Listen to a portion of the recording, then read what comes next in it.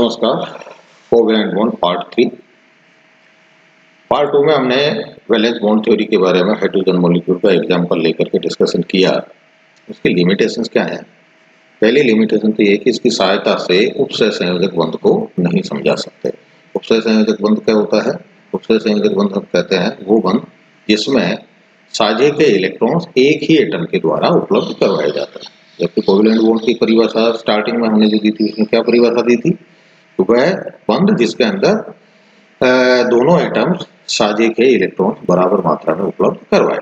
और उपसय संयोजक में क्या हो जाता है? एक उपलब्ध कराता है और उपभोग उसका दोनों करते हैं।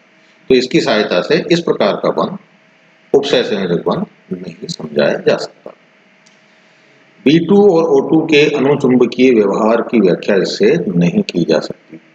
इसको मॉलिक्यूलर ऑर्बिटल थ्योरी जब पढ़ेंगे तो उसके अंदर हम डिटेल में चर्चा करेंगे।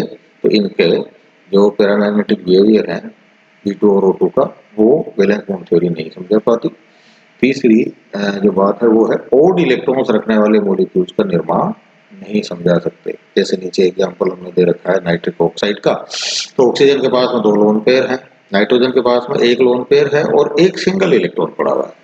ये सिंगल इलेक्ट्रॉन वास्तव में क्या करता है, कैसे बॉन्डिंग करता है, क्या ये नाइट्रोजन ऑक्सीजन के बीच में रहता है या ये किसी दूसरे एटम के साथ में संयुक्त होता है? तो ये जो ओड इलेक्ट्रॉन है इसके तो ओड इलेक्ट्रॉन रखने वाला जो मॉलिक्यूल ये NO है, इसकी बॉन्डिंग को, इसके निर्माण को भी ये थ्योरी नहीं समझा पाती। ठीक है। नाउ डायरेक्शनल प्रॉपर्टीज इन कोवेलेंट बॉन्ड।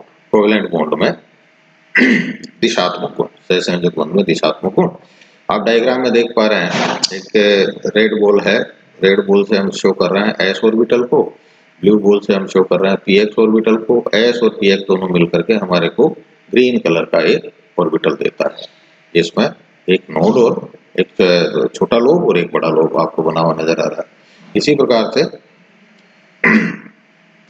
पी वाई के साथ में भी ऐसा ही बॉन्डिंग करेगा, पी जेड के साथ में भी ऐसा ही बॉन्डिंग करेगा। और चूंकि ये लीनियर है इसलिए इसका बॉन्ड एंगल हमारे को नजर आ रहा है 180 डिग्री। या हमें कोई समस्या नहीं है, ये डायरेक्शनल प्रॉपर्टी में हमें कोई दिक्कत नहीं आई। लेकिन आगे यदि आप देखें तो अगली स्लाइड में आप देख पा रहे हैं नाइट्रोजन बनाया हुआ है। नाइट्रोजन के पीएक्स, पीवाई और पीजेड तीनों ऑर्बिटल्स हमने लिए हैं जो कि एक दूसरे से परपेंडिकुलर है, 90 डिग्री के ऊपर व्यवस्थित है।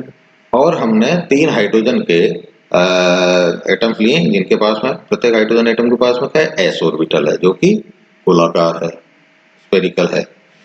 तो ये स्फेरिकल एटम जब नाइट्रोजन से जाके संयुक्त करे तो आगे डायग्राम में आप देख रहे हैं NH3 अमोनिया बनता है। और ये जो p ऑर्बिटल्स हैं ये इसके अंदर हमारे को नजर आ रहे हैं कि ये तीनों परपेंडिकुलर हैं। ठीक है। तो इसलिए इनमें बॉन्ड एंगल शुड बी 90, यानी इनमें बॉन्ड एंगल कितना होना चाहिए? डायरेक्शनल प्रॉपर्टी के हिसाब से होना चाहिए 90 डिग्री। लेकिन एक्चुअली होता कितना है ये हमें पता है कि ये लगभग 107 डिग्री होता है। इसका मतलब जो जिन एंगल्स के ऊपर p ऑर्बिटल्स अवस्थित थे वो एंगल बॉन्डिंग के बाद में जाकर के बदल जाता है। ठीक है।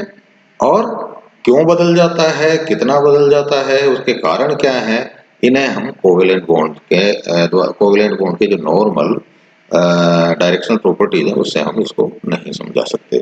ठीक है। यही नीचे लिखा है हमने कि जिसे कोवेलेंट बॉन्ड में दिशात्मक गुणों द्वारा नहीं समझाया जा सकता।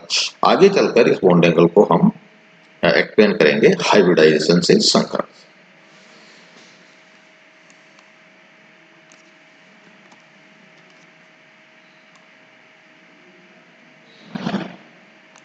अब ये स्लाइड आपको शो कर रही है शेप ऑफ ऑर्बिटल्स, ऑर्बिटल्स का आकार।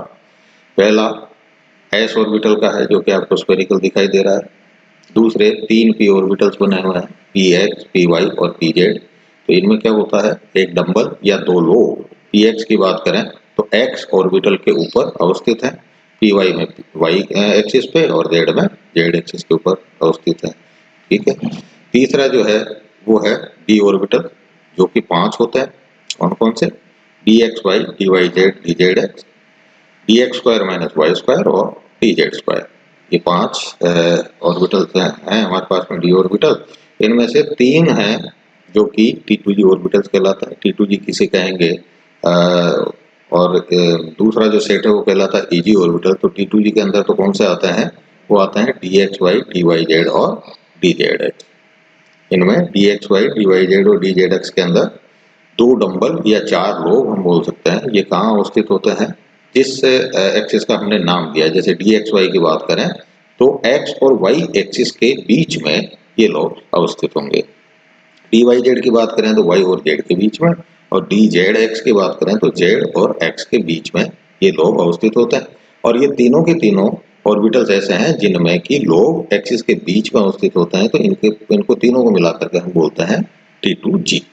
T4 triple E generate, 2-4 Cartesian axis से यदि इनको काटे हैं तो ये बराबर दो भागों में बटे, और G4 G रेड यानी E1। दूसरा सेट होता है EG सेट, जिसके अंदर dx square minus Y square है जो सबसे लास्ट में बना हुआ है इसमें रो में। तो इसमें क्या होगा, x और y एक्सिस के ऊपर ये लोग अवस्थित होंगे, सिचुएटेड होंगे। जबकि dz स्क्वायर में क्या होगा, dz स्क्वायर में z एक्सिस के ऊपर एक डंबल या दो लोग स्थित होंगे, और उसके अलावा एक जो स्पाइरल है वो इन दोनों लोब्स के बीच में चक्र के रूप में घूमती हुई आपको नजर आएगी ये। और इनको बोलते हैं हम EG, E4 एंड जीजा और G4 GZ। ठीक है, तो यहाँ पर दो ऑर्बिटल्स एक जैसे हैं। एक जैसे से तात्पर्य एक्सिस के ऊपर पाए जाते हैं, लेकिन यहाँ पर केवल EG लिखा है, यानी आप इसको E1G बोल सकते हैं। 2 वहां हमने T2G की बात की थी, तो 2 यहाँ पर नहीं ले रहे हैं, क्योंकि कार्टेशियन एक्सिस से यदि इसको काटे तो dx square minus Y square को तो जरूर दो भाग किया जाएगा कार्टेशियन एक्सिस से। मतलब चाहे हम सीधा काटे हैं, आड़ा काटे हैं, क्रॉस में काटे हैं, जैसे सरसों का फूल होता है, तो ये बराबर दो भागों में बटे। लेकिन dz स्क्वायर में ऐसा आप नहीं कर सकते, क्योंकि उसके जो लोब्स हैं ऊपर नीचे, उनको यदि बराबर भागों में काटे जब, तो आधा चक्र एक तरफ, आधा एक चक्र एक तरफ चला जाता है और दो भाग बट गए। लेकिन यदि हम उसका आधा अनुप्रस्थ काट अगर हम करना चाहें तो ऐसी स्थिति में वो चक्र या तो ऊपर चला जाएगा या नीचे चला जाएगा, क्योंकि चक्र को बीच में से नहीं काटा जा सकता। चक्र एक्चुअली क्या है, इलेक्ट्रॉन के घूमने का पथ है, और इलेक्ट्रॉन के घूमने का पथ हम बीच में से नहीं काटते। ऐसा नहीं कर सकते आधा इलेक्ट्रॉन ऊपर घूमेगा, आधा इलेक्ट्रॉन नीचे घूमेगा। तो ये जो है ये कहलाता है EG सेट, और ये पाए जाते हैं एक्सिस के बीच में। फिर अगले जो ऑर्बिटल्स हैं वो हैं 7 f ऑर्बिटल, जिनके सेट थोड़े कॉम्प्लिकेटेड से होते हैं, जो कि इस डायग्राम में दिए। ठीक है,